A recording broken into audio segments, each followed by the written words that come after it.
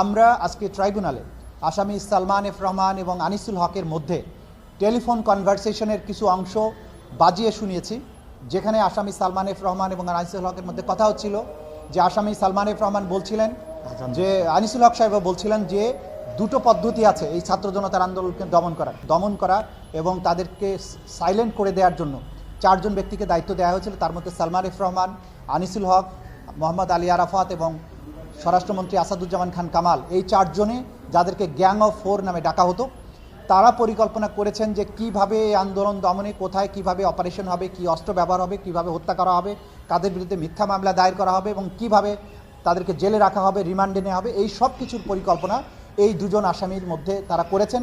তারা জরুরি অবস্থা জারির জন্য প্রধানমন্ত্রীকে পরামর্শ দিয়েছেন এবং সেই জরুরি অবস্থা কার্যকর করার ব্যবস্থা করেছেন। ছাত্র জনতাকে হত্যা করার জন্য নির্দেশনা, পরিকল্পনা সব কিছু এই গ্যাং অফ ফোরের মাধ্যমে হয়েছে। স্পেশালি এই দুজন আসামি করেছেন।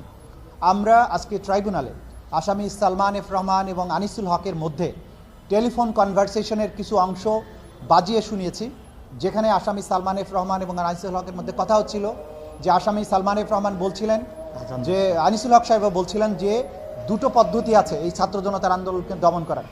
একটা হচ্ছে কারফিউ দিয়ে তাদেরকে একদম শেষ করে দেয়া, দ্বিতীয়টা হচ্ছে আর্মিকে ইনভলভ করে একটা সেনাবাহিনীর মাধ্যমে সেনাবাহিনীকে বিতর্কিত করে সেনাবাহিনীকে ব্যবহার করে বা সামরিক শাসন জারি করে ছাত্র জনতার অভ্যুত্থানকে দমন করা।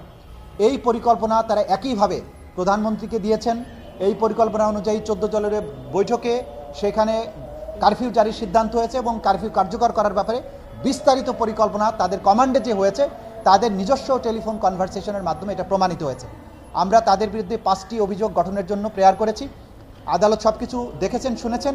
আমরা আশা করছি ডিফেন্স সাইডের শুনানি শেষে এই আসামিগণের বিরুদ্ধে আনুষ্ঠানিক অভিযোগ গঠন হবে এবং এরপরে আনুষ্ঠানিক বিচারের যাত্রা শুরু হবে। আনিসুল হক সাহেব সালমান এফ রহমানের সাথে আলোচনা করছিলেন যে কিভাবে বিক্ষোভ এবং আন্দোলনকে দমন করা যাবে।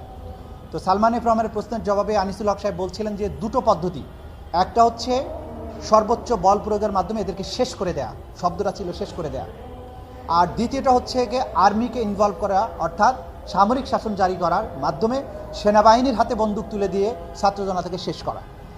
এর বাইরে তিনি পরামর্শ দিয়েছিলেন শেখ হাসিনাকে জরুরি অবস্থা এবং কারফিউ জারি করার জন্য এবং অন্যান্য মারণাস্ত্র ব্যবহার করে অল আউট যে এই ছাত্র জনতাকে হত্যা করা।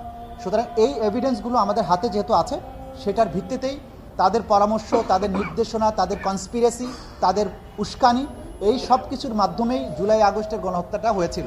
তাদের এই সুপিরিয়র স্ট্যাটাস এবং তাদের জয়েন্ট ক্রিমিনাল এন্টারপ্রাইজ, এই দুটোর সমন্বয়ে জুলাই আগস্টের এই হত্যাকাণ্ডটা হয়েছিল। এগুলোই মোটা দাগে আমাদের চার্জ।